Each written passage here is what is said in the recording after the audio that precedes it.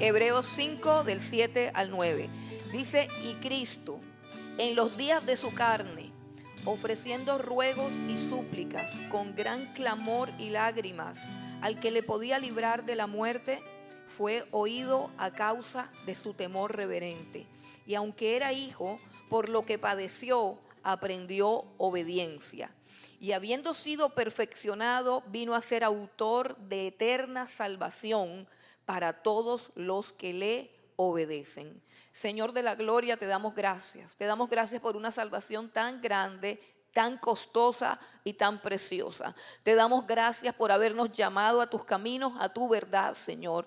Te damos gracias por todo lo que hiciste para que hoy fuese posible que nosotros estemos delante de tu presencia. Te rogamos, Dios, en el nombre de tu Hijo Jesucristo, que envíes tu Espíritu, Señor, a cada mente, a cada vida, a cada corazón. Que envíes tu presencia, Señor. Que la luz de tu sabiduría y de tu inteligencia nos alumbre en esta mañana, Señor, para que podamos oír tu voz, para que podamos comprender tu palabra, para que podamos recibirla, Señor, para que podamos atesorarla y con tu gracia y con tu poder, Señor, podamos obedecerla. Yo te suplico, Dios, que tu palabra, Señor, tal cual como ella es tuya, Dios, y no mía, llegue a lo más profundo de cada corazón y haga en cada vida aquello para lo cual tú la has enviado, Señor. Nuestras vidas están delante de ti. Espíritu de Dios, toma control de todo lo que voy a decir, de todo lo que voy a hablar, de todo lo que voy a predicar.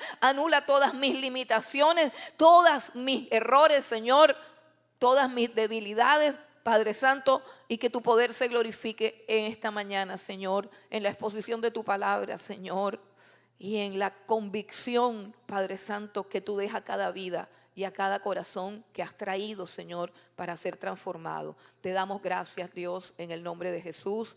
Amén y amén. Gloria a Dios. Estamos en una serie que se llama Creciendo a la estatura de un varón perfecto que es Cristo Jesús. Hemos sido llamados a crecer. Hemos sido llamados a alcanzar su estatura. Es algo que tiene que entrar en mi mente, por difícil, por imposible que me parezca, pero es la obra de Dios y es el propósito de Dios en nuestras vidas. Jesucristo quiere multiplicarse en ti y en mí y en cada persona que le sigue. El apóstol Pablo llegó a decir un día, ya no vivo yo, sino que Cristo vive en mí. Y lo que ahora vivo en la carne, es decir, aquellas carnalidades que todavía no se parecen a Jesús, las vivo por la fe en el Hijo de Dios, quien me amó y se entregó. Es decir, algún día yo seré exactamente como Él. Algún día yo tendré la estatura de Él. Entonces, la vida cristiana consiste en seguir a Jesús. Y para seguir tú a alguien, tú tienes que mirarlo. Para tú parecerte a alguien, tienes que mirarlo. La gente cuando va al gimnasio miró un cuerpo y dijo, yo quiero el cuerpo así. Y le da duro, pero tiene la mirada puesta en el cuerpo que quiere, en lo que quiere desarrollar.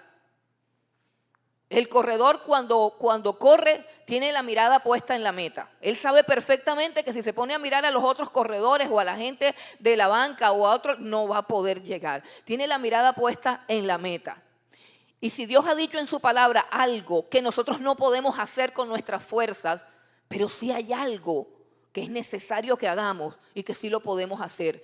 Tenemos que mirar a Jesús. Tenemos que poner los ojos en Jesús. Tenemos que poner los ojos en la meta. Nuestra meta es el Señor Jesucristo. Su persona, su carácter, su integridad, su sabiduría, su ternura, su amor, su justicia, su bondad, su clemencia, su misericordia. Todo lo que Él es está delante de ti. Delante de ti. ¿A dónde más podríamos mirar si Él dice, miren a mí y sean salvos todos los términos de la tierra? Miremos a Jesús y aprendamos a crecer como Él creció. Miremos a Jesús y aprendamos a crecer como Él creció. Este es uno de los textos más complejos que hay acerca del crecimiento de Jesús. Y yo quiero, para que vuelva de nuevo a nuestras mentes con todo su esplendor, quiero que lo volvamos a leer, capítulo 5, versículos 7 al 9. Dice, y Cristo en los días de su carne, ofreciendo ruegos y súplicas con gran clamor y lágrimas, al que le podía librar de la muerte, fue oído a causa de su temor reverente. Y aunque era hijo, por lo que padeció, aprendió obediencia. Y habiendo sido perfeccionado, vino a ser autor de eterna salvación para todos los que le obedecen. Primero que todo, tenemos que mirar que tenemos ideas erróneas acerca del sufrimiento. Tenemos ideas equivocadas acerca del sufrimiento. En un afiche de una universidad, de un salón de una universidad, había un letrero que decía, la experiencia es el maestro más cruel. Primero te hace la prueba y luego te explica la lección. Hermanos, y de eso se trata el sufrimiento. Pero tenemos ideas erróneas acerca del sufrimiento. La primera idea equivocada que tenemos con respecto al sufrimiento es que el sufrimiento es causa del pecado. Es decir, que el que está sufriendo es porque ha pecado. Ese es el silogismo de la filosofía de los tres amigos de Job. Bildad, Elifaz y Zofar dijeron, el sufrimiento es el castigo por el pecado. Job está sufriendo, luego Job es pecador. Y esa era toda la teología que ellos manejaban. Y si alguien irrumpía, dañaba o alteraba esa teología, eso era algo terrible. Pero esa idea falsa que el Señor Jesucristo vino a combatir aquí, a destruir, de que los que sufren es porque pecan. Esa idea falsa que el Señor quiso destruir mostrándonos el ejemplo de Job. Una vez los discípulos le preguntaron con un ciego de nacimiento, imagínense, de nacimiento, o sea, ¿qué hora pecó? Debió pecar en el vientre de su madre, quién sabe qué hizo, la pateó muy duro. Entonces los discípulos le preguntaron a Jesús, viendo el ciego de nacimiento, bueno, Señor, ¿y quién pecó, él o sus padres? ¿Por qué nació ciego? Y Jesús dijo, no, ni lo uno ni lo otro. Es para que la gloria de Dios se manifieste en él. Es para que el poder de Dios se manifieste en él. Y así por mucho tiempo se ha sostenido esa falsa doctrina. Pero Jesús no enseñó eso. Eso no tiene ningún sustento bíblico.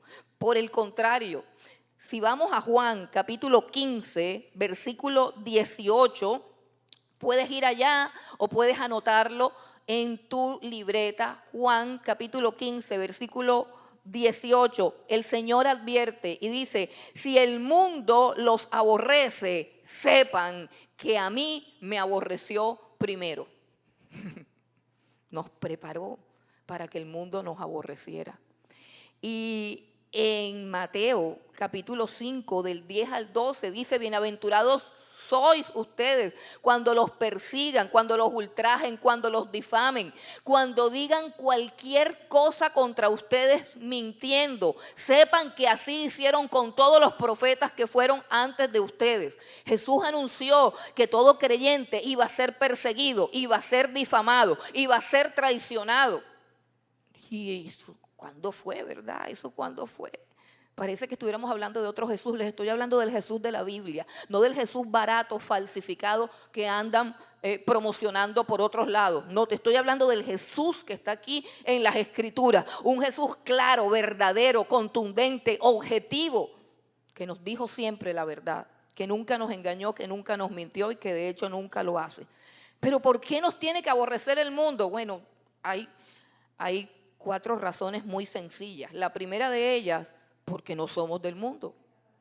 ¿Por qué no somos del mundo? Nosotros no somos de aquí. Los cristianos son de Cristo y Cristo no es de este mundo. Cuando lo cuestionaron los romanos, ¿cómo así que tú eres rey? Y él contestó, no te preocupes, Pilatos, que mi reino no es de este mundo. Mi reino no es de este mundo. Entonces, primero que todo, nosotros no somos del mundo. Por eso es que el mundo nos aborrece. Segundo, porque vivimos en contra de la corriente del mundo. Porque es que hay unos cristianos que dicen que son cristianos, pero van con la corriente, van felices. Felices, suavecito. ¿Para dónde va Raimundo? Pues para donde va todo el mundo. Nosotros, los cristianos, vamos en contra de la corriente del mundo. La tercera cosa es porque además de ir en contra de la corriente del mundo, instamos a la gente del mundo para que se arrepientan y se conviertan a Jesucristo. Eso es lo que hace un cristiano, llamar al mundo al arrepentimiento para que se vuelvan al Señor Jesucristo, porque solamente en Él hay salvación. Esa es la tercera causa. Al mundo no le gusta que le recuerden que es pecador. Y la cuarta razón por qué el mundo nos aborrece, porque el príncipe de este mundo es Satanás y no Cristo. Y no tengo que hacer ningún despliegue teológico ni doctrinal para que ustedes entiendan que Satanás es el príncipe de este mundo. En este mundo impera la injusticia, en este mundo impera la inequidad, en este mundo impera la maldad. Este mundo cada día es más corrupto, este mundo cada día es más depravado, este mundo cada día es más inmoral. En este mundo cada vez hay más injusticia, más enfermedad, más desgracia. Y no me van a decir que el Cristo que yo conozco reina en un mundo así. El príncipe de este mundo es Satanás. Él es el que reina en un mundo cada vez más depravado, en una sociedad cada vez más corrupta, que se opone a Dios, que aborrece a los cristianos y que se resiste a la verdad. Así que si entendemos estas cosas, hombre, es lógico que nos aborrezcan y es lógico que nos persigan. No debe asombrarnos la persecución. Debemos asombrarnos cuando nos llevamos bien con todo el mundo. Eso sí, es sospechoso, como decía un profesor que yo tuve, es sospechoso que te lleves bien con todo el mundo. Es sospechoso. Satanás, como ángel de luz, ha fabricado una religión falsa, una religión donde no hay pruebas, donde no hay dolor, donde no hay adversidades. La religión de la prosperidad, una religión donde tú ordenas, visualizas, rodeas, pisas, declaras, reclamas, le reclamas a Dios. Y le ordenas a Dios y le dices a Dios, hazlo ahora y hazlo ya. Satanás creó esa religión falsa porque él se viste como ángel de luz y en esa religión falsa la gente ha caído pensando que todo está bien. Y la Biblia dice que llegará un momento en que cuando digan paz, el discurso de la paz está súper de moda, se está matando todo el mundo, se están odiando más que nunca las familias, los padres, los hijos, los esposos, estamos llenos de violencia, estamos llenos de maldad y el discurso de la paz, que alguien va a traer la paz. Y la Biblia dice que cuando comiencen a predicar paz, vendrá de repente sobre ellos destrucción repentina vendrá. Pero a Satanás le gusta la religión, hermano. Si algo le gusta al diablo es la religión. Él es de lo más religioso que hay. A él le encanta establecer y levantar sistemas religiosos llenos de mentiras, llenos de engaños, llenos de falsedad, para que la gente nunca encuentre la verdad. Él es padre de toda mentira. Su religión es la mentira, su religión es el engaño.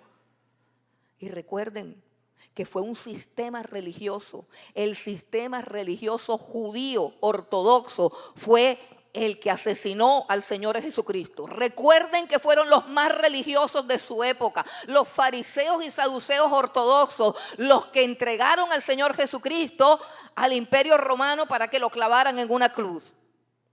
De la misma manera que Caín, con su religión falsa de verduras o de frutas, odió tanto a Abel con su religión verdadera de sangre. Porque la religión verdadera dice que nuestro perdón y nuestra entrada al cielo costó la sangre del Cordero. Pero Caín odió tanto las obras de Abel, que proclamaban la grandeza de Dios, que proclamaban la sangre del Cordero de Dios y que proclamaran que nosotros éramos dignos de muerte. Ese es el evangelio de la cruz. Un evangelio un poco áspero, un poco duro, pero cuán glorioso, poderoso y eficaz para salvarnos. Y Caín odió tanto a Abel que finalmente lo mató de la misma manera que los mismos judíos mataron a Jesús, porque Jesús descubrió la hipocresía y la falsedad de su sistema religioso, basado solamente en no toques aquí, no toques allá, tómate esto, no te lo tomes. Y si a Jesús lo mataron, Jesús nos advierte que no esperemos nosotros cosas mejores. No seamos tan ilusos de esperar cosas mejores. Vamos un momentico a Juan capítulo 15. Juan capítulo 15, el versículo 20 dice: acuérdense de la palabra que les he dicho. El siervo no es mayor que su Señor. Si a mí me han perseguido, también a ustedes los perseguirán. Si han guardado mi palabra, también guardarán la vuestra. Jesús siempre dijo la verdad. Jesús no predicaba ninguna prosperidad. Jesús no predicaba ningún engaño. Ahora, otra idea falsa en cuanto al sufrimiento, y es que el sufrimiento es un accidente. Eso es algo que no se sabe por qué pasó. ¿Quién se explica qué sucedió? Es una cosa accidental, algo que se sale hasta de las manos de Dios. No, yo iba bien, pero de repente pasó esto. ¿Es el sufrimiento un accidente? No, no. Dios es soberano. Dios gobierna sobre toda la creación. Él enseñó que ni siquiera un pajarito se podía morir si Dios así no lo determinaba y si así no estaba planeado. Él enseñó que cada cabello de tu cabeza está contado. Dios es soberano sobre todo lo que pasa. Él hace lo que quiere y permite que suceda lo que Él quiere.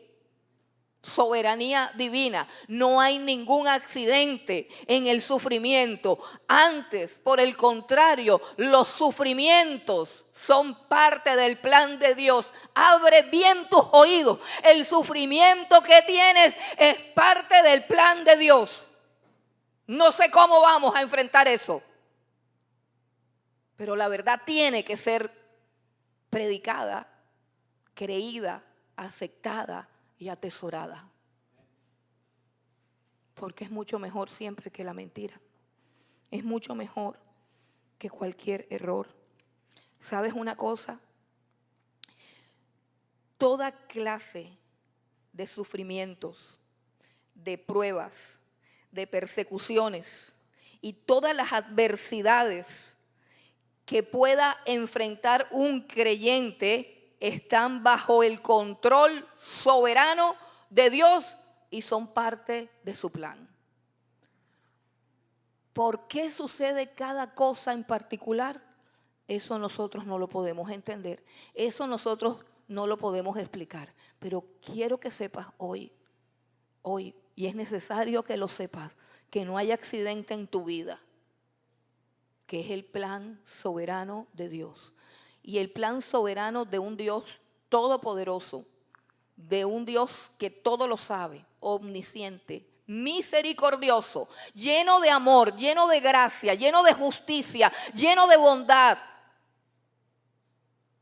No lo podemos entender, porque aunque es el todopoderoso, aunque es todo amor, infinito amor, ¿de qué tamaño es el amor?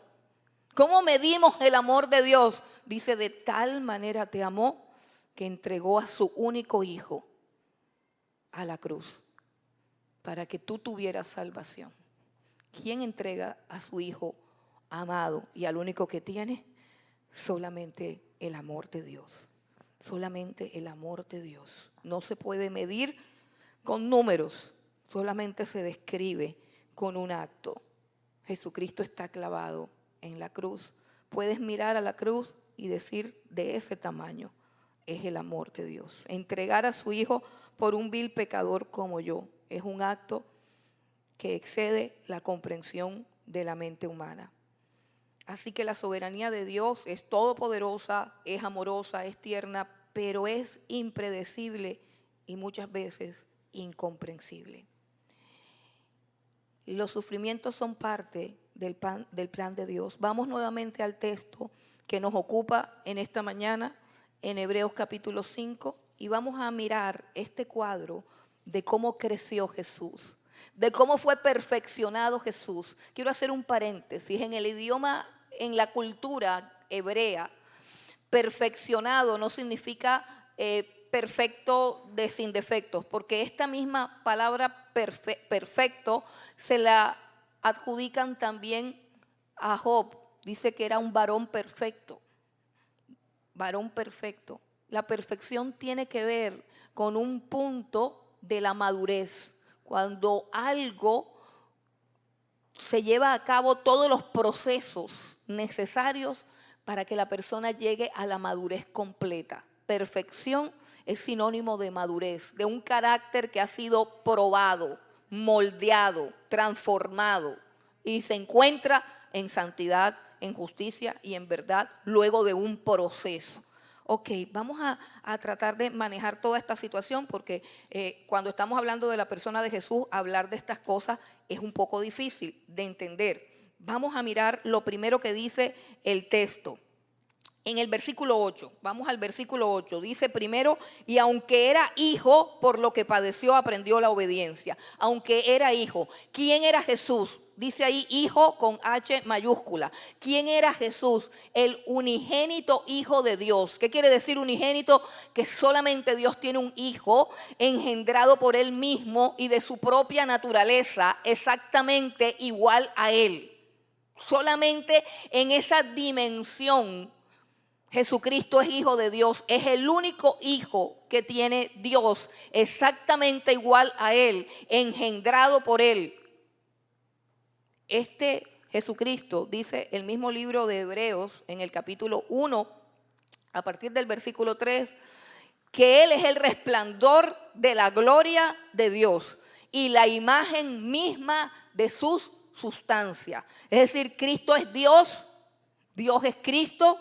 Cristo es el Hijo, Dios es el Padre, pero el Hijo es idéntico a Dios en toda su naturaleza divina. O como lo dijera Juan, en el principio era el Verbo, refiriéndose a Cristo como Verbo, en el principio era el Verbo, y el Verbo era con Dios, y el Verbo era Dios. Este era en el principio con Dios. Todas las cosas por Él fueron hechas. Y sin Él nada de lo que es hecho fue hecho. O sea, Jesús es el creador, Jesús es Dios, es el verbo de Dios, es la expresión de Dios, es el Hijo de Dios. Y dice, aunque era hijo de Dios, en esa dimensión, aunque era hijo de Dios. Cuando el ángel visitó a María, María le dijo al ángel, después de que el ángel le dijo que de ella nacería el Salvador, María le dijo, pero ¿cómo será esto si yo no conozco varón? María era una virgen pura, comprometida con José, pero no se habían juntado, no se habían casado. Y él decía, ¿cómo yo voy a ser la madre de mi Salvador si yo no conozco ningún varón? Y el ángel le dijo, el Espíritu de Dios vendrá sobre ti y el santo ser que nacerá, será llamado Hijo de Dios. Y luego cuando José se entera, nos dice también Mateo, que cuando José se entera de que su novia pura, casta y limpia está embarazada y tiene una crisis diciendo, me toca dejarla, ¿cómo hago? Si publico esto la van a apedrear, ¿qué voy a hacer? Entonces un ángel se le aparece en sueños y le dice, José, no temas recibir a María por mujer, porque lo que en ella ha sido engendrado del Espíritu Santo es. La Biblia dice, aunque él era hijo, Jesucristo es hijo de Dios de una manera que nadie más lo es. Ahora, ¿quién eres tú? Porque estamos mirando a Jesús para parecernos a Él, ¿cierto? Y allí quedamos en una desventaja infinita. Ok, no podemos, con eso no podemos. Pero la Biblia dice que Dios también tiene hijos. ¿Quiénes son los hijos de Dios? A todos los que lo recibieron. Juan capítulo 1, versículo 12. Él vino a los suyos, al pueblo de Israel, pero los suyos no lo recibieron. Mas a todos los que le recibieron, a los que creen en su nombre, les ha dado la potestad de ser hechos hijos de Dios, los cuales no son engendrados de carne y sangre, o sea, de hombre y mujer, sino que son engendrados por Dios.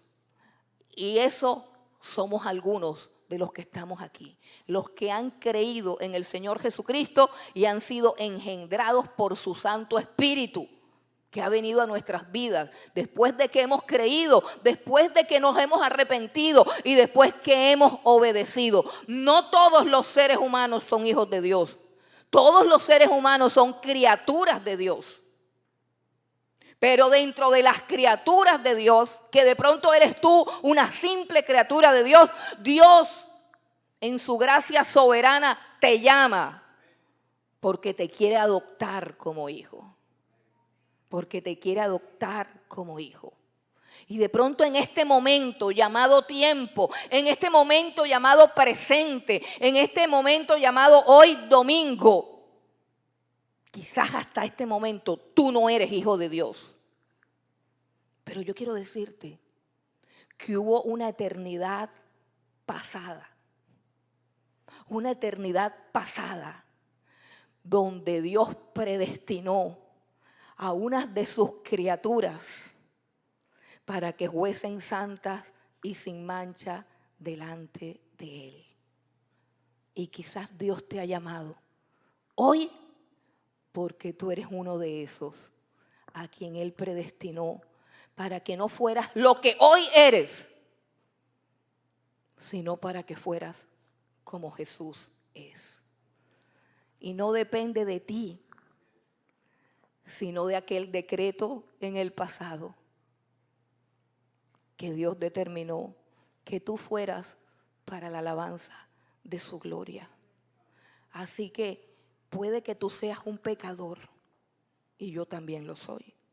Y puede que andemos con un caminado a veces que no se parece al de Jesús, pero tenemos un destino sellado en la eternidad con sangre, de que un día tú y yo estaremos en su presencia, en total santidad, en total justicia y en total verdad. Y si yo lo creo, yo camino, y aunque no veo el parecido, yo confío en Él, porque Él es todopoderoso para hacer las cosas mucho más de lo que pensamos, de lo que esperamos y aún de lo que creemos. Así que tú puedes ser un pecador, pero fuiste llamado, pero fuiste apartado. Tú puedes ser un pecador, pero eres un templo. Si tú has creído en Jesús, el Espíritu de Dios está dentro de ti y sobre ti, obrando para que te parezcas a Jesús. Sí, eres un pecador, pero eres templo de su Espíritu. Sí, Él te ha adoptado como su hijo. Por lo tanto, tenemos que mirar al modelo del Señor, al modelo de Jesús. Jesús era el Hijo unigénito de Dios. El Salmo 2, versículo 7 dice que Dios dijo a Jesús: tú eres mi hijo, yo te engendré hoy, engendrado por Dios, único hijo de Dios. Pero al mismo tiempo es 100% hombre. Dice el versículo número 7 de lo que estamos leyendo en Hebreos 5:7, dice: y Cristo en los días de su carne, o sea, en los días en que estuvo aquí en la tierra, en los días de su carne, en los días de su humanidad, cuando estuvo aquí en la tierra, este Cristo, que es igual a Dios en gloria, en poder, en majestad, en sabiduría, igual a Dios, resplandor de la gloria de Dios, imagen de la misma sustancia de Dios. Este Cristo, dice la Escritura, que un día no estimó el ser igual a Dios como algo a lo cual aferrarse, sino que se despojó de su gloria, porque nos contempló a todos nosotros, contempló la humanidad perdida y dijo: yo los voy a salvar. Necesitan un redentor, necesitan un salvador. Yo quiero asumir la humanidad. Y dice que se despojó de su deidad y tomando forma de siervo, se hizo humilde. Siervo y luego humilde hasta la muerte y muerte de cruz. Él se despojó de toda su humanidad. Él se despojó de toda su gloria. Pero dice ahora, aunque era hijo, dice que aprendió la obediencia. Aprendió la obediencia. ¿Cómo así que Cristo aprendió la obediencia? Luego es que entonces él era desobediente. No, está hablando del Cristo hombre. Pero ¿y cómo era Cristo antes? Si Él es eterno porque es Dios. ¿Cómo era antes? ¿Era obediente o era desobediente? Hermanos, se puede decir que era obediente, pero en un sentido muy diferente. ¿Sabe por qué? Porque Él y el Padre son de una misma mente, son de un mismo sentir, son de un mismo corazón. Y para Él ser y hacer la voluntad del Padre, eso le es un placer, eso le es un deleite.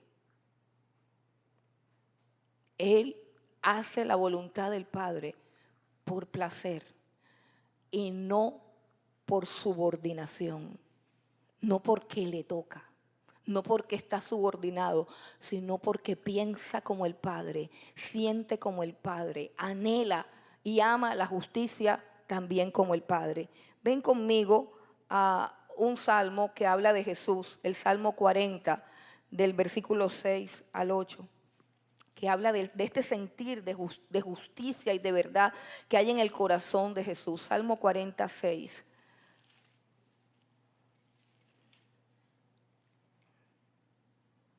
Mira lo que dice, aquí está hablando Jesús.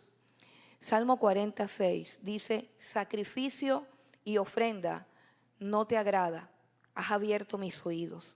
Holocausto y expiación no has demandado. Entonces dije: he aquí vengo, en el rollo del libro está escrito de mí. ¿De quién? De Jesús. El hacer tu voluntad, Dios mío, me ha agradado y tu ley está en medio de mi corazón. Eso es lo que el Hijo le dice al Padre y eso es lo que Dios anhela que tú y yo le digamos a Dios. Cuando Cristo viva en ti, sienta en ti, anhele en ti. Pero continúa la pregunta: ¿por qué tenía que ser perdonado? ¿Por qué tenía que ser perfeccionado? Perdón. Porque como hombre tenía que ser perfecto. Y la perfección no es un toque mágico, sino un proceso. La perfección no es un toque mágico, abracadabra.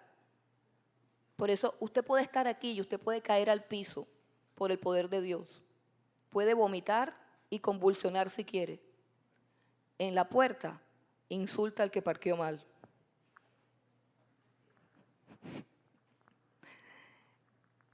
La perfección es un proceso, no es una magia. Dios es un Dios de procesos, no es un Dios de magia. La magia es de por allá de las tinieblas, es un engaño. Dios es un Dios de procesos. Cristo como hombre tenía que ser perfecto. Cristo como hombre vino a triunfar en aquello donde Adán y tú fracasamos. Cristo vino a redimirnos del pecado, donde la desobediencia de Adán nos llevó cautivos. Cristo tenía que ser probado y fue probado de una manera más intensa y más dura y más radical de la prueba de Adán. Él es el segundo Adán que viene a la tierra para darnos una nueva oportunidad. Este es Cristo. y tenía que ser probado y tenía que ser perfecto. Tenía que pasar todas las pruebas que ni Adán ni ninguno de nosotros ha pasado jamás. Este hombre perfecto vino a redimir la humanidad de esa miserable esclavitud que tenemos hacia el pecado. Ahora, ¿qué nos enseña esto? Entendiendo la obra de Jesús, ¿qué nos enseña esto? Luego nos enseña un principio bien importante y es: primero, la obediencia se debe aprender. Yo quiero que volvamos al texto y ojalá nos los aprendamos de memoria. A mí me encanta este texto. Desde el versículo 8 dice: y aunque era hijo, por lo que padeció, aprendió la obediencia. ¿Sí ven? Aunque era hijo, por lo que padeció, aprendió la obediencia. Y continúa: y habiendo sido perfeccionado, vino a ser autor de eterna salvación para todos los que le obedecen. Aprendió la obediencia. ¿Cuál fue el método del aprendizaje de la obediencia? Los padecimientos. Por lo que padeció, aprendió la obediencia. Y habiendo sido perfeccionado, entonces la perfección aquí es ¿qué? Obediencia. Lea la Biblia, hermano, lea la Biblia, que esto es un versículo, es un pasaje poderosísimo. Por lo que padeció, aprendió a obedecer. Y esa obediencia lo hizo ¿qué? Perfecto. Aprender, obedecer, ser perfecto. Aprender, obedecer, ser perfecto. Pero el método es el sufrimiento. Yo quisiera predicarles otra cosa, de verdad. Yo sí envidio a esos predicadores que agarran la Biblia y sacan unas barbaridades y te dicen que te vas a ganar la lotería al salir de aquí. Yo los envidio porque eso debe ser muy chévere, hermano. Pero mirarlos a ustedes así como me están mirando ahora, eso no es fácil, hermano. Eso no es fácil. Yo sé que no estoy diciendo nada bueno. Y estoy aquí de pie porque lo que les estoy diciendo es verdad. Nada más. Porque si fuera mentira, salgo corriendo. ¿Quién puede tirar una bomba y decir, no, es que era de mentira? No sé por qué explotó. Yo pensé que era una granada de juguete y por eso la tiré. No. Yo sé que es verdadera y que va a explotar y aquí me quedo. Porque a mí también me ha quemado. Entonces, hermanos, ¿está claro el orden de ideas que elemental, ¿cierto? Por lo que padeció, aprendió la obediencia y así fue perfeccionado. O sea que no hay escapatoria. Si eso le pasó al Hijo de Dios, ¡ay! ¿Qué me va a pasar a mí, Señor? ¿Cómo voy a aprender yo, Señor? No, yo voy a aprender, no sé, jugando aquí, pactando, en las primicias, no sé, ¿qué voy a aprender? No, hermano. La obediencia debe aprenderse. Eso significa, hermanos, vamos a tocar algunas áreas aquí un poco ásperas, que no existen y que hijos obedientes y desobedientes. Ay, que ese niño es desobediente. No, ese niño no es desobediente, usted no lo ha enseñado a obedecer. Los niños tienen que aprender a obedecer. Los niños tienen que aprender a obedecer. Ay, pero ¿y quién les va a enseñar? No sé. Hermano, si no le enseña a usted, le enseña la vida. Y la vida es más dura. Si no le enseña a usted, le enseña la vida. Enseñe primero a sus hijos a obedecer. Obedecer es la primera necesidad del desarrollo psicológico del ser humano. Mire, yo conozco personas problemáticas, pero problemáticas, hermano, problemáticas, lo que se llama una persona problemática. Y usted revisa así, va para atrás así, niñez, el papá era alcohólico sin vergüenza y él nunca tuvo autoridad. Colegio, se parrandeó todos los colegios de Barranquilla. A todos los profesores los insultó y a todos, finalmente no pudo terminar el bachillerato. ¿Por qué? Porque no pudo someterse a la autoridad. Después llegó a trabajar. Claro, porque no había estudiado una carrera, entonces había que trabajar, no sé. ¿De qué puede trabajar una persona que no? No, al jefe tampoco se lo podía soportar y llegaba llorando a la casa, ya grande, ya viejo, inmaduro y necio, diciéndole a la mamá que en el trabajo lo oprimían. Y la mamá, que es cómplice de esa mala crianza, dice: ay, sí, mijito. Mejor salte de ahí y pon un carrito de perros, que con eso ganas más. Sabe que de pronto sí gana más con el carrito de perro, pero no aprende lo que debió aprender como un bebé, a respetar la autoridad. Cuando no identificamos la autoridad, no podemos crecer, no podemos madurar.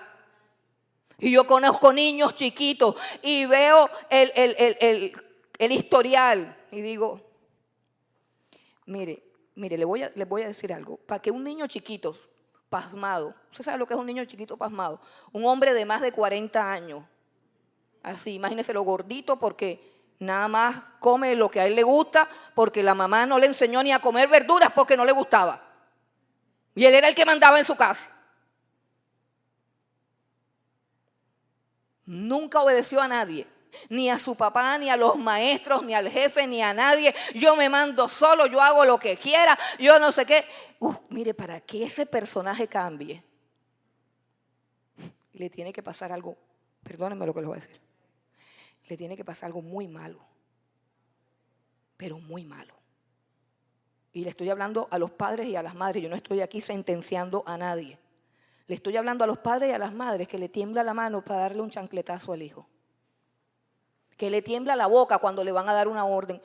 Pero papito, ¿por qué no te tomas la sopita? En vez de decirle: vea, aquí hay sopa y se come la sopa, y si no, no se para de la mesa y no hay televisión y no hay nada. Eso se llama autoridad y eso es amor. Estás criando un hombre. Estás contribuyendo a la sociedad y estás obedeciendo el mandato de Dios. Pobrecito el nene, que no le vayan a pegar. No. La obediencia no viene en los genes. En los genes viene la desobediencia. En los genes viene el pecado. ¿Cuántos tienen bebés aquí? ¿O cuántos han tenido bebés acá? ¿Qué es lo primero que hace el bebé? Llorar para que le den tetero. Llorar para que le cambien el pañal. Llorar para todo. Y sobre todo llorar para que lo carguen porque no le gusta la cuna y le va a amargar la vida y no lo va a dejar dormir. Bueno, yo sé que hay muchas que están esperando un bebé. Perdón, me disculpan. Pero es la realidad. Alguien dijo que dormí como un bebé. ¡Ay, dormiste rico! No, me desperté cada 2 horas. Eso es lo que hace un bebé, chillar cada 2 horas. El bebé ni duerme ni deja dormir. Y todos los bebés quieren que usted los cargue las 24 horas del día. Y si usted le tiembla la mano para ponerlo bajo autoridad, usted está criando un monstruo. ¡Ay, pastora, si viera qué lindo es mi bebé! Unos ojitos así, azules, con unas pestañotas. Qué lindo se ve cuando llora. Sí. Usted está criando un monstruo. Siga consintiendo al bebé. El bebé tiene que aprender a obedecer. Se lo voy a decir así tan sencillo, hermano, hasta el gato de mi casa aprende a obedecer. ¿Cómo no va a aprender a obedecer? Es que está muy chiquito. No, señor. Y de la misma manera que aprende un bebé, aprende un niño más grande y todo, a través del dolor. A través del dolor. ¿A cuántos bebés usted no le ha dado una nalgada? ¿Se murieron? No se murieron. ¿Cuántos de ustedes no les dieron un correazo? ¿Qué les pasó? ¿Dónde están los traumatizados del correazo? ¿Dónde están los traumatizados del chancletazo? Eso no existe, hermano. No existe. Los traumatizados que hay nunca les dieron correazo, nunca les dieron chancletazo. Les dieron fue caprichos, caprichos y caprichos. Ausencia de la autoridad es lo más destructivo que hay para un ser humano. La incapacidad de obedecer es lo más grave que le puede pasar a un ser humano. Y esta generación que se está levantando es una generación incapaz de desobedecer. ¿Sabe que cuando yo llevaba a mis hijos al colegio, yo tenía, porque es que desde ese entonces Ya hay que, a los profesores les tienen las manos amarradas. Ellos no pueden disciplinar a los hijos porque los papás salen como unos tigres. Y yo sí le decía al profesor, yo siempre estuve de acuerdo con el profesor. Y a veces, el profesor también se pasaba. Pero si el profesor se queja es por algo. El profesor no le tiene rabia a su hijo. Su hijo no es un dechado de virtudes. Su hijo es un pecador que necesita crecer, necesita madurar. Y el profesor, justo o injusto, es una herramienta de Dios para que él crezca. Los profesores deben ser respetados. Yo he escuchado padres delante de los hijos hablando mal del profesor que le está criando al hijo. Eso es una barbaridad. Y bueno, ahí paramos en ese tema porque es muy largo. Pero miremos a Jesús. Miremos a Jesús. Aprendió la obediencia. ¿Cuál fue el método? Los padecimientos. Miremos ahora el método. La obediencia tiene que aprenderse. ¿Cómo se aprende la obediencia? ¿Por qué mis hijos no han aprendido obediencia? Se pregunta usted. Porque usted cree que existen otros métodos para aprender y el único método es con dolor. Entonces usted, en su amor paternal o maternal, quiere eximir a sus hijos de todo dolor, que no sufran nada, y los está destruyendo, porque no va a aprender nunca. El aprendizaje siempre de la obediencia siempre es con dolor. El aprendizaje de la obediencia siempre es con dolor. Y el aprendizaje de la obediencia es perfección y es madurez. Usted verá qué hace, usted verá qué quiere para sus hijos o aún para su propia vida. Revísese. Revísese. Hermano, yo lo reto a que usted se revise. ¿Usted respetó a su papá? Pregunta número 1. ¿Usted respetó a su mamá? Pregunta número 2. ¿Usted respetó a sus profesores? Pregunta número 3. ¿Usted respetó a su jefe? ¿O todos son una partida de sinvergüenzas que estaban tratando de matarlo, de acabar con su vida y con su felicidad? Si la respuesta es B, usted es un niño chiquito, pasmado, que nunca creció, que nunca maduró. Y ese es el problema de todas las situaciones de crisis relacionales por las cuales la gente inmadura siempre atraviesa. Bueno, los padecimientos fueron el método para que Jesús aprendiera obediencia. Qué cosa tan tremenda. ¿Cuáles padecimientos, hermanos? ¿Cuáles padecimientos? Hermanos, Jesús tiene una lista de padecimientos de la cual no podríamos terminar acá. Desprecio, primero, burlas, segundo, rechazo, difamación. Sus padecimientos no comenzaron el Viernes Santo. Sus padecimientos comenzaron cuando Él nació despreciado en un pesebre de animales. Humillación, burlas, desprecio. ¿Quién se cree que es este? ¿No es ese el hijo del carpintero? ¿No están todos sus hermanos con nosotros? O sea, ¿quién se cree? O los judíos que un día le dijeron, nosotros no somos como tú, hijo de fornicación. Porque quizás se sabía que María había estado embarazada antes de casarse con José, quizás. Pero lo llamaron hijo de fornicación. Luego dijeron que él expulsaba a los demonios por Belcebú. Y así lo difamaron, lo escarnecieron, lo traicionaron en angustia, en dolor. En el Getsemaní Jesús puede ver todo lo que tiene que sufrir.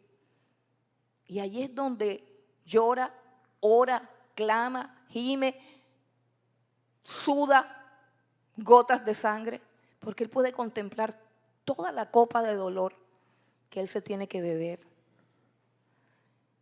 Él sale del Getsemaní traicionado por uno de sus discípulos, a los cuales un día les lavó los pies. Traicionado, entregado. Soportó 3 juicios, los 3 ilegales. Uno oculto y nocturno en la casa de Anás, otro en la casa de Caifás y otro donde Pilatos, quien lo devuelve como una torta a Herodes, quien se burla de él y se lo regresa a Pilatos. Y en todo este calvario y en todo este sufrimiento,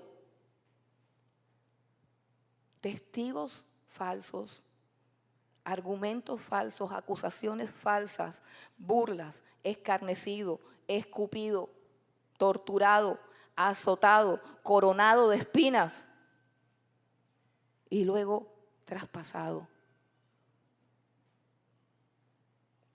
Los padecimientos de Jesús debemos repasarlos todos los días de nuestra vida para que podamos vencer sobre nuestras propias tribulaciones de la manera como Él lo hizo. Y la Biblia dice lo siguiente acerca de nosotros con respecto a lo que Jesús sufrió. Vamos a Primera de Pedro capítulo 2.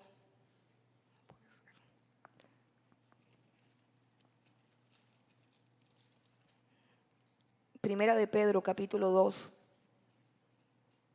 versículo 21. Pues para esto fuisteis llamados, porque también Cristo padeció por nosotros, dejándonos ¿qué? Ejemplo. ¿Para qué? Para que sigamos sus pisadas. El cual no hizo pecado, ni se halló engaño en su boca. Quien cuando le maldecían no respondía con maldición. Cuando padecía no amenazaba, sino encomendaba la causa al que juzga justamente. Quien llevó él mismo nuestros pecados en su cuerpo sobre el madero, para que nosotros estando muertos a los pecados vivamos a la justicia, y por cuya herida fuiste sanados. Hermanos, la muerte y los sufrimientos de Jesús dice que no fueron solamente para nuestra salvación, no fueron solamente para nuestra redención, fueron para que nosotros también tuviéramos un ejemplo de cómo se sufre en el camino del Señor. ¿De qué manera asumimos el sufrimiento? ¿De qué manera asumimos el dolor? Y eso es madurez y eso es perfección.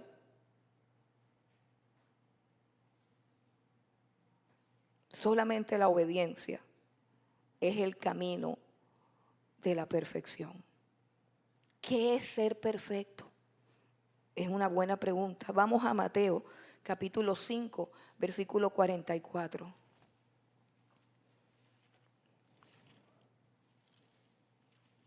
Mateo 5, 44.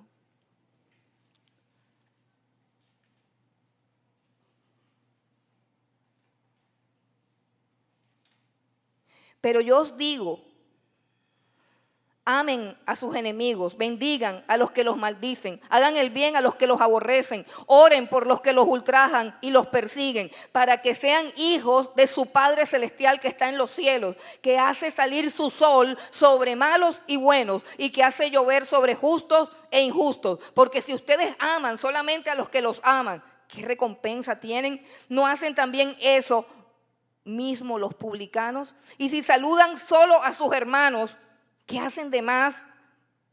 ¿No hacen también así los gentiles? Versículo 48 dice: sean pues ustedes perfectos, como vuestro Padre que está en los cielos es perfecto. ¿Te estás dando cuenta que la perfección tiene relación con tus enemigos?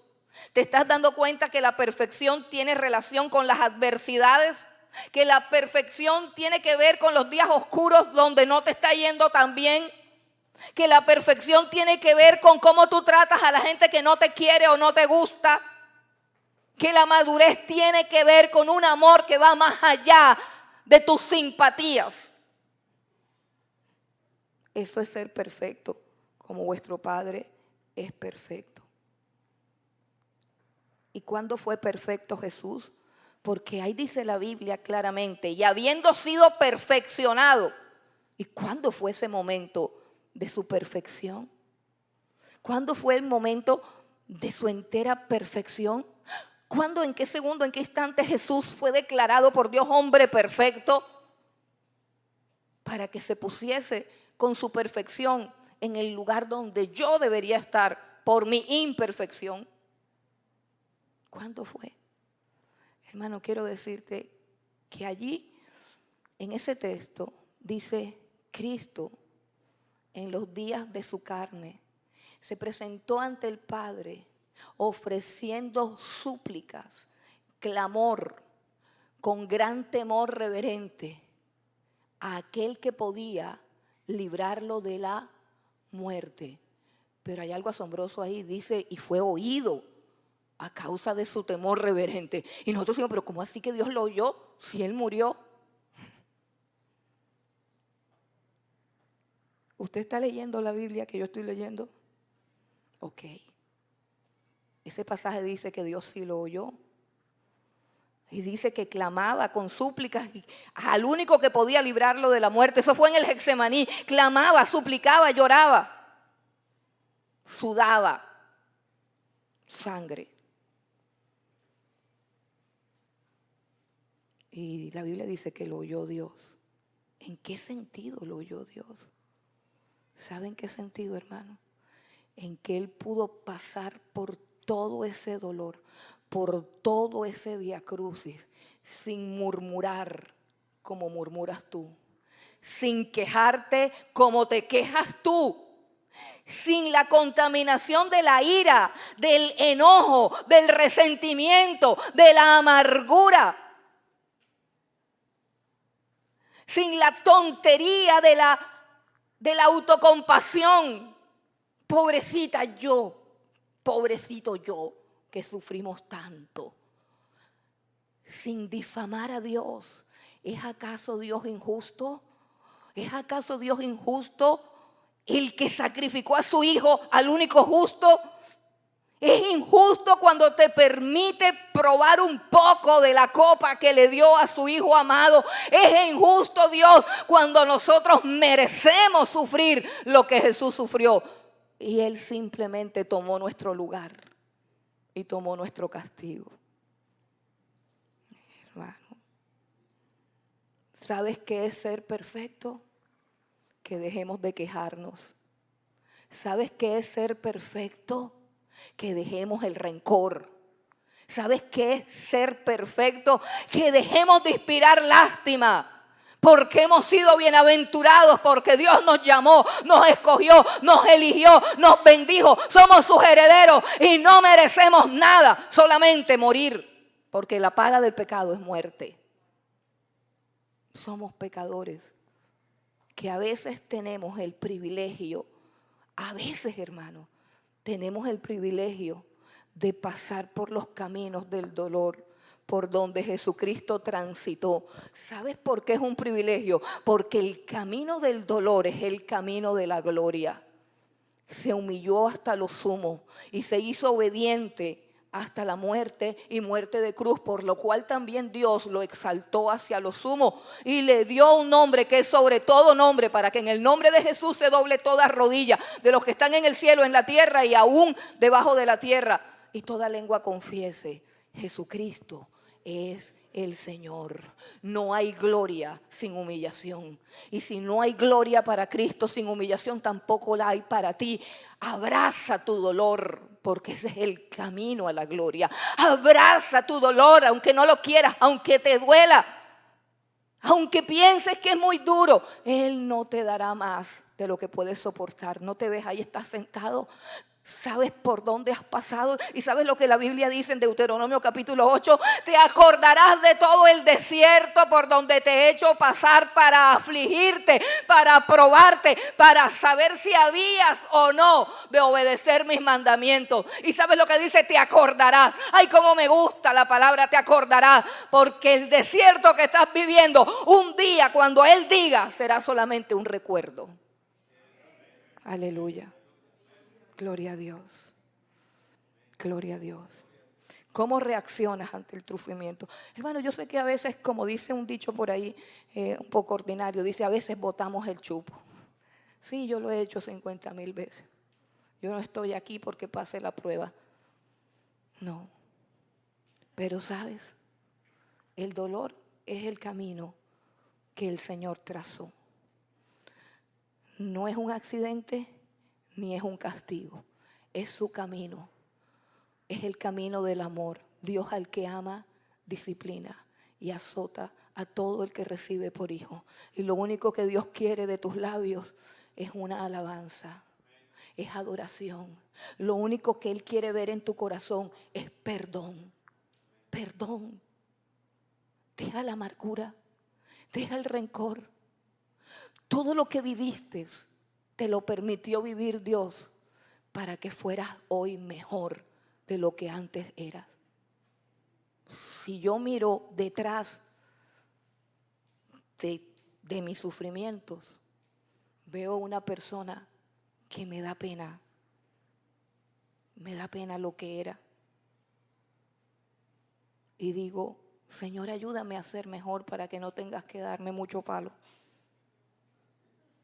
Ayúdame, Señor, a obedecer solamente tu palabra. Ayúdame a crecer solamente por la leche espiritual no adulterada. Ayúdame a tomarme toda la leche. Yo quiero crecer solamente por leche. Pero el Señor dice, no es solo la leche espiritual.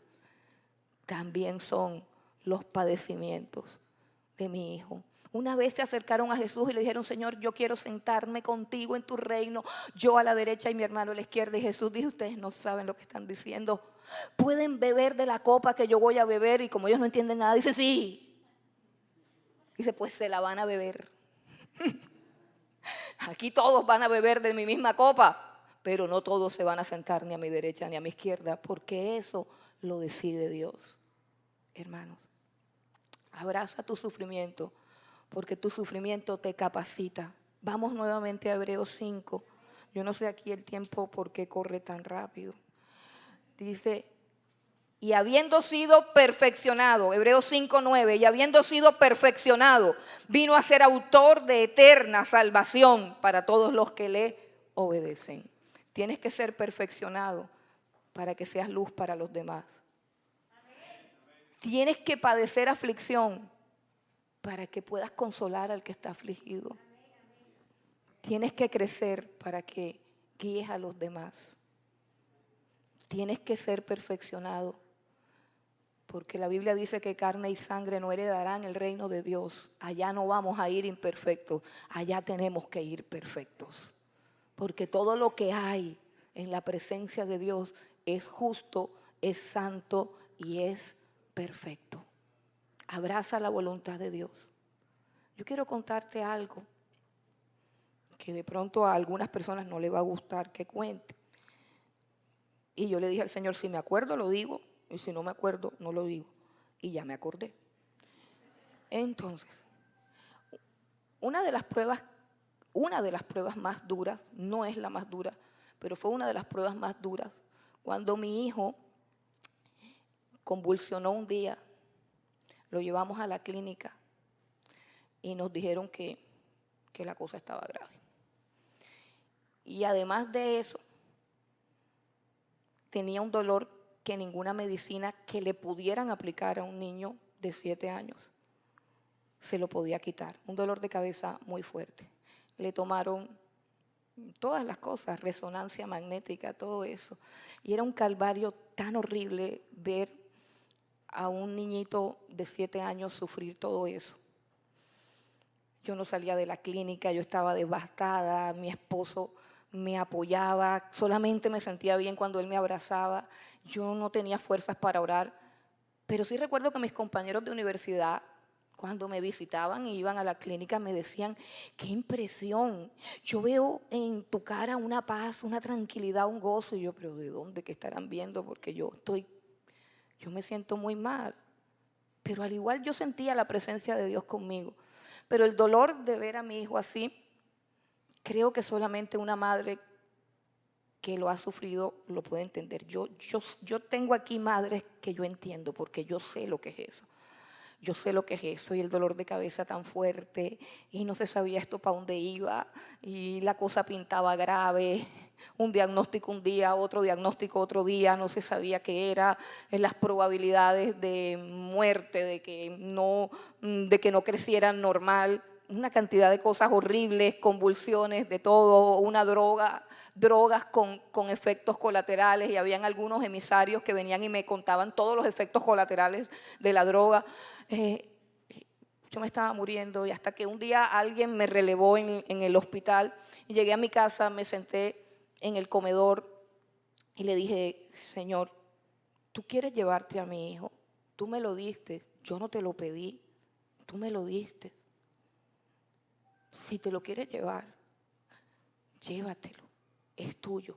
Y no se lo dije con frescura, se lo dije llorando, se lo dije en un punto de dolor que no puedo expresar con palabras.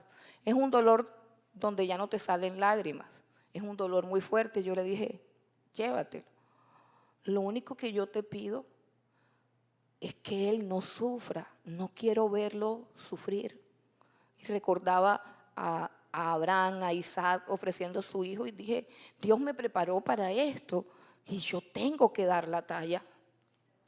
Y le dije, si te lo quieres llevar, llévatelo, es tuyo. Pero solamente te pido una cosa, yo no quiero que él sufra. Igual yo sé que si te lo llevas va a estar mejor en tus brazos que en los míos. Y de alguna manera tú me consolarás y te voy a seguir sirviendo con el mismo gozo y con la misma alegría. Lo único que yo te pido, Señor, es que él no sufra. Quítale esos dolores tan horribles que tiene de cabeza, por favor. Es lo único que te pido. Y el Señor me contestó lo siguiente. ¿Tú sabes cómo murió mi hijo? Yo a mi hijo no le quité ningún dolor.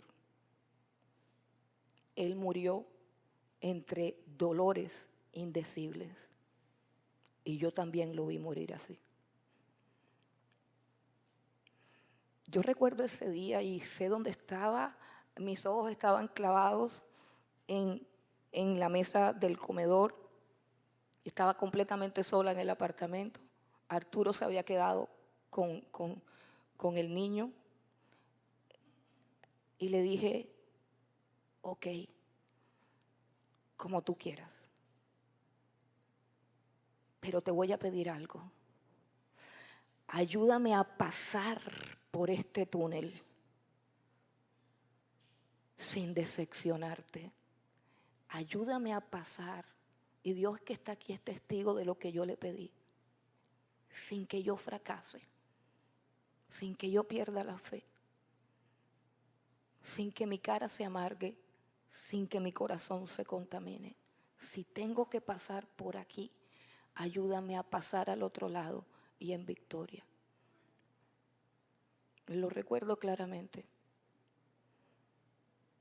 Una semana después de eso le dieron de alta al niño, que era el que estaba tocando la guitarra aquí.